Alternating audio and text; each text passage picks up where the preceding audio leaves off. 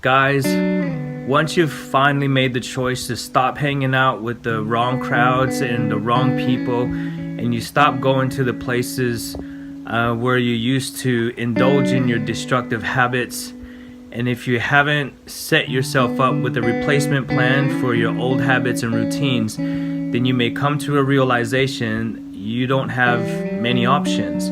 There may not be many people you can be around or places to hang out, and subsequently you find yourself by yourself.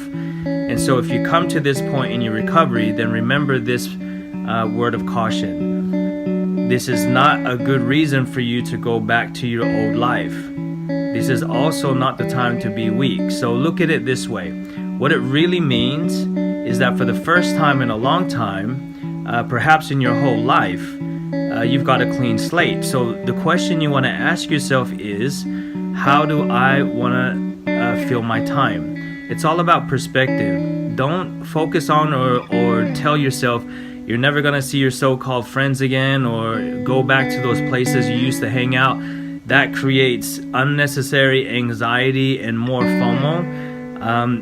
Instead, focus on the blank canvas that's in front of you.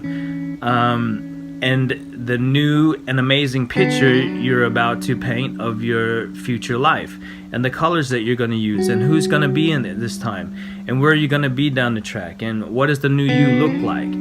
But in reality, you are going to be alone, and maybe a lot, and maybe for a while, until you've made the necessary replacements in your life. So get used to it. The key to this stage is to take courage and to hold out until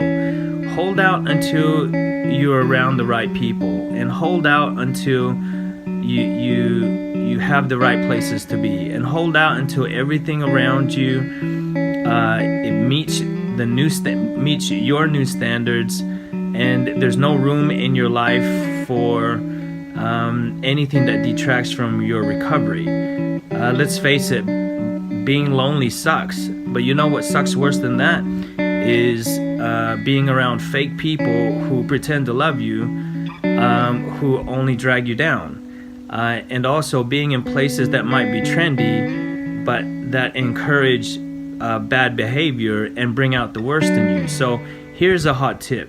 The best way to overcome loneliness is to be alone. So if you plan time to be alone regularly, then it's deliberate, and that's different from being lonely.